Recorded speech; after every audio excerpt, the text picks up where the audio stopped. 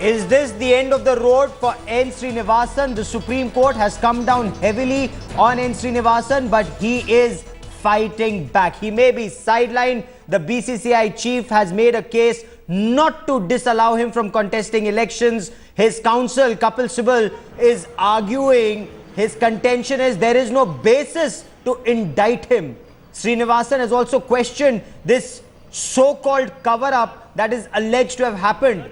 The Supreme Court has said, in the Supreme Court, there are 5 options that have been given forward by the BCCI and N. Srinivasan. One is to carry forward Justice Mudgal Committee's findings. Srinivasan has agreed that the Committee of Independent Disciplinary Committee can be formed. This can comprise retired judges. The court wants to know what happens when this committee investigates. Who will this come to? The Supreme Court has said we cannot allow a vacuum. We have findings. What is to be done with these findings? Srinivasan's suggestion that an independent committee be formed if it's acceptable. Now, that shouldn't be an issue for the petitioner. And let's try and make sense of all that's happening in the Supreme Court. We have Rasesh Mandani who's joining us. We have Shivani Gupta with me here in the studio. And of course, our consulting editor, Boria Majumdar. Shivani, is this the end of the road for N. Srinivasan, given that the Supreme Court on the conflict of interest issues come down very heavily on him? Also, there are reports that seem to indicate that he's been asked to choose between Chennai Super Kings and the BCCI.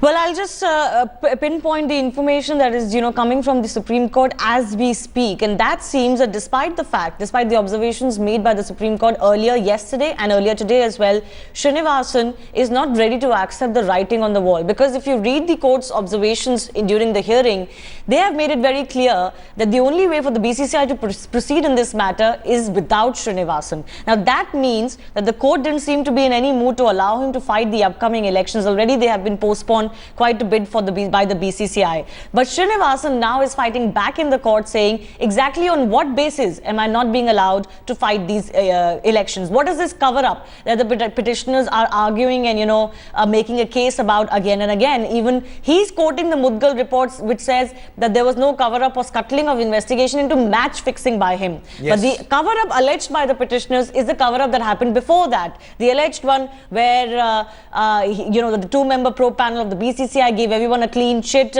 where their depositions before the Mudgal committee itself, and so on and so forth. So the big news emerging from the Supreme Court right now is that Srinivasan is not willing to give up or not willing to accept the writing on the wall as far as the Supreme Court is concerned. Srinivasan continues to fight. Boria, Srinivasan is going to the extent of asking the court, where is the evidence against me? What am I being indicted for? What is this cover-up that's being alleged?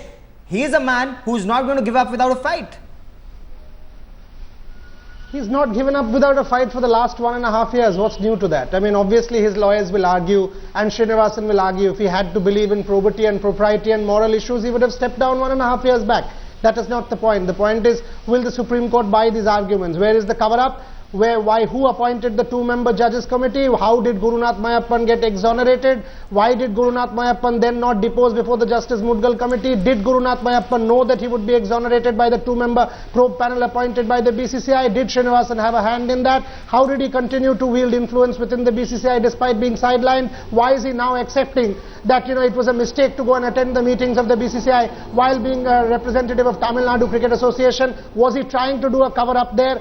Multiple questions can come in, Gaurav, but the fact of the matter is, will the Supreme Court buy these arguments? There are plenty of arguments to establish or show that there is a cover-up. On the other hand, there are plenty of arguments to show not. The question is it only a legal issue, but is it also a moral issue? The moment you take it outside legal parameters, as the Supreme Court is also trying to say, that Supreme Court is mentioning the word faith, Supreme Court is saying let the game be blemish-free, Supreme Court is saying the fan is an important constituency, the Supreme Court is saying it's a question, you are sitting on the liquidation of the game, the Supreme Court is stressing on the issue of probity and propriety. If it's an issue of probity and propriety, obviously there has been enough damage that has been done. Question is, will the Supreme Court now take a stand? Yes or no? Will it say this is the directive, or will it not give a directive and leave it at observations? Stay with me for a moment. I want to quickly bring in headlines today. Is Radhika, who joins us from outside the Supreme Court, and Radhika has been tracking developments. Radhika, intense arguments from both sides. Srinivasan, his counsel Kapil Sibal insists, where is the evidence against me to indict me? What's the latest? Gaurav, as far as the proceedings are concerned, they have been adjourned for today, and we do know that the proceedings will once again resume tomorrow. We were expecting some sort of an interim order, but nothing has been conveyed by the court as far as N.Srinivasan is concerned. The court has said that they will once again hear the arguments from 10:30 tomorrow morning. As of now, we do know that Kapil Sibal for the entire day argued that there was no conflict of interest. He provided various formulas as well to the Supreme Court as an alternative to the Supreme Court's suggestion that the BCCI elections happen minus N.Srinivasan. At the moment, the court has not given any order or any indication which way they are leaning. They will once again hear this on the 5 formula that have been presented by Kapil Sibal. Also, as far as the conflict of interest is concerned, the court has very clearly said in the morning session today that they do feel that it is very difficult to believe that there is no conflict of interest since N.Srinivasan wears so many hats. But yes, no decision as of today. The proceedings will once again resume at 10:30 tomorrow morning. Okay, so Srinivasan lives to fight another day. As far as the BCCI is concerned, there are several options that have been put forward. Rasesh, if we were to talk about the meeting that's supposed to take place on the 17th, that hinges on the court decision? Yes, Gaurav, as far as the AGM is concerned, it's inevitable with the stance that the Supreme Court has taken that the Supreme Court would not want any further postponement of that. But I think this issue at hand isn't simply whether Srinivasan will continue to rule Indian cricket, whether he will get a chance to be re-elected again. It's also about the fact whether those who have been indicted by Mudgal committee reported whether action should be taken against him. Just to bring the facts down for the viewers once again, this proposal that have been put forth by the BCCI to the Supreme Court is either an appointment of its own disciplinary committee or one that's appointed by the Supreme Court or a committee of the legal luminaries that the BCCI comes up with, or the one that the court may come up with, or Justice Mudgal committee itself to take action on the inferences that have been drawn. But I think all along the Supreme Court has been adamant and has taken a certain position by one of the observations that they came up with, that the other day one of the court orders came out in 40 years. They do not want that situation to be repeated. They want action to be taken now. It's for the simple reason that the Supreme Court asked the board to come up with options and so that it can act. So I think one can expect some sort of an interim order tomorrow, some sort of a clarity on how the BCCI AGM would be held, some sort of a clarity on who would be taking action against the inferences that have been drawn. But the court had said earlier that for them the Mudgal committee findings are gospel truth, and I think that is one position that the court is sticking up to. Right. In fact, another update coming in from the Supreme Court, and just to update our viewers, the Supreme Court has told Srinivasan that if you want to contest as president, your investment is endangered. Of course, they're talking about the investment as the owner of Chennai Super Kings and IPL franchise. If you don't want to contest the elections, then your investment stays safe.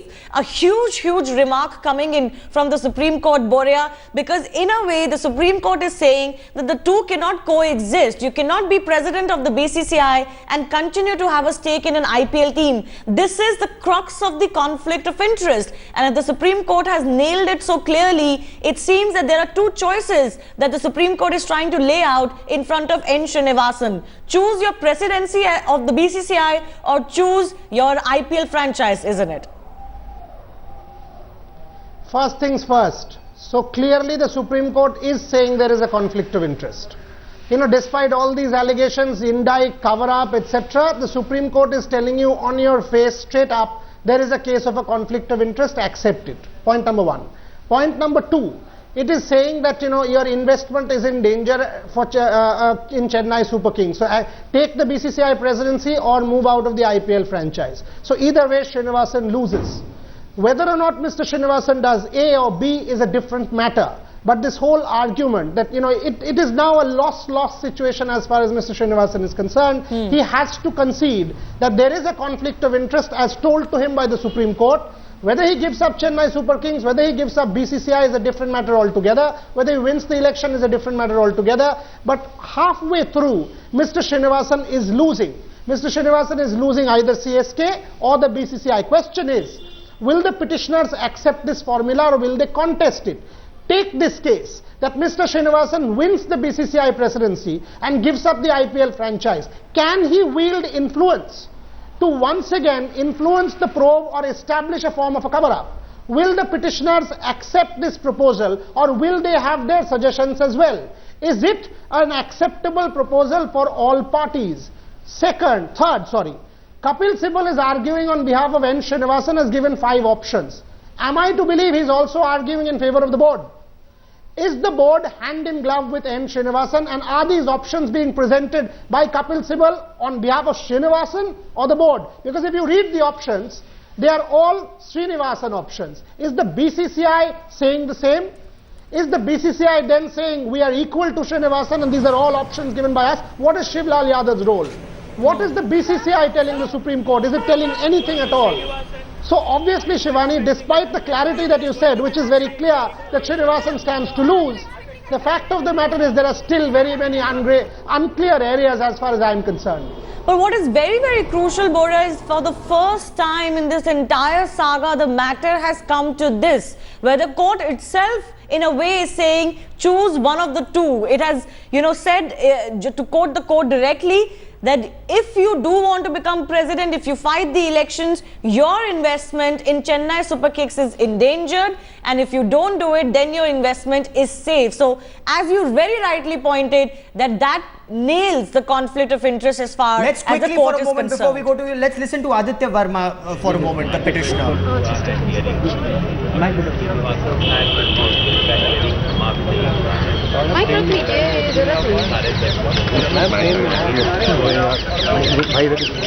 क्या हो गया?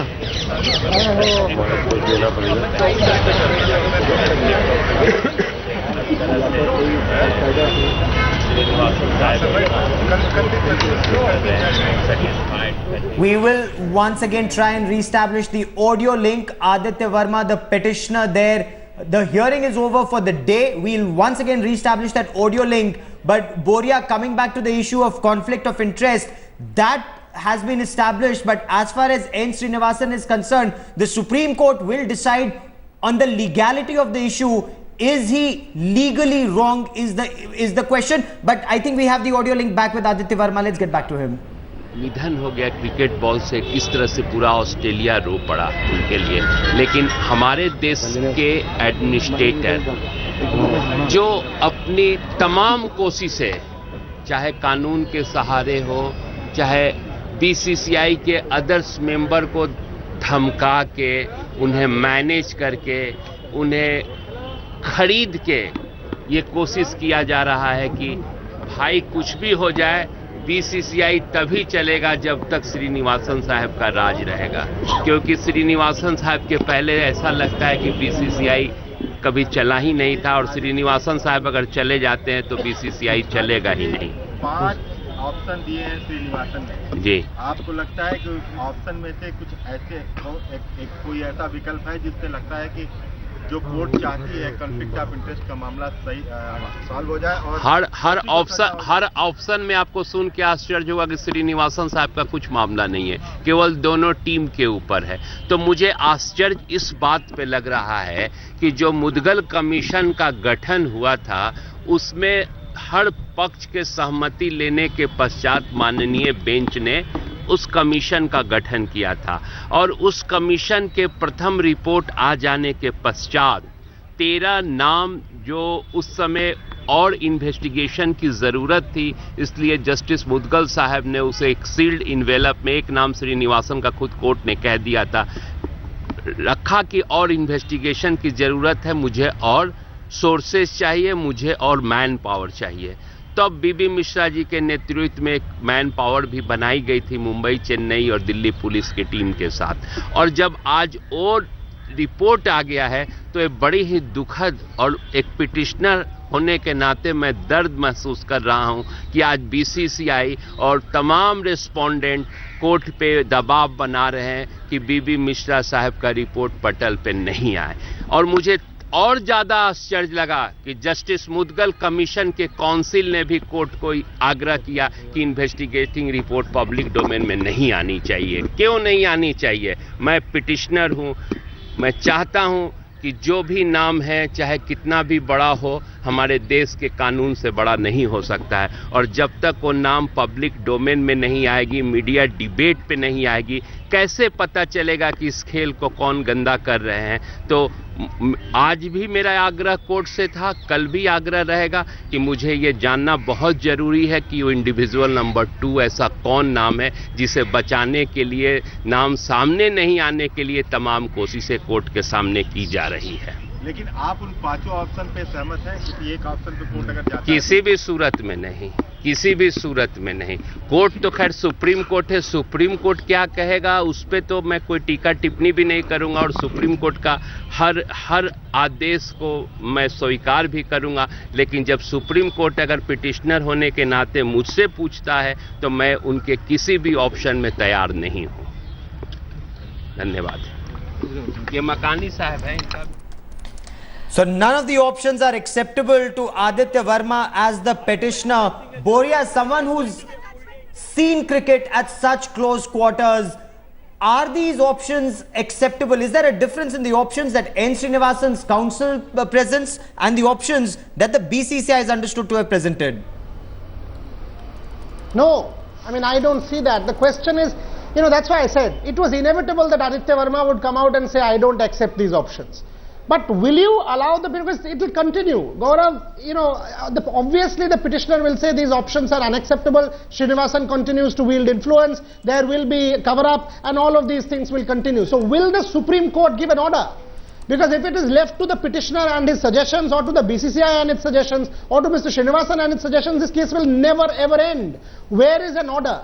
Because ultimately we need a directive from the Supreme Court, like what you were playing. If that has been said, choose between Chennai Super Kings or BCCI. So that's a bit of an order.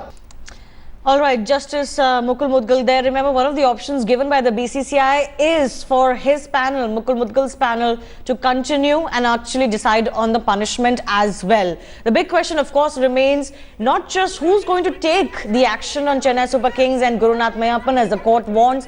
In what condition will the BCCI be when these actions are taken? But we come back to perhaps the biggest blow for N. Srinivasan to come as far as this entire saga is concerned.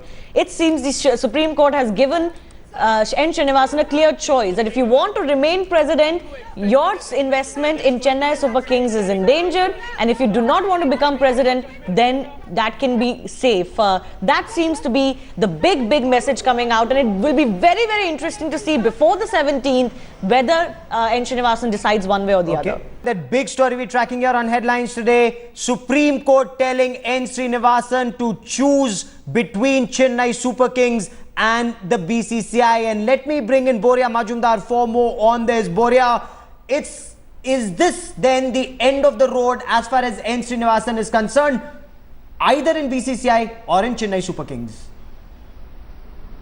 Obviously, but is that acceptable to the petitioner? I mean, will the petitioner accept this or will they contest it?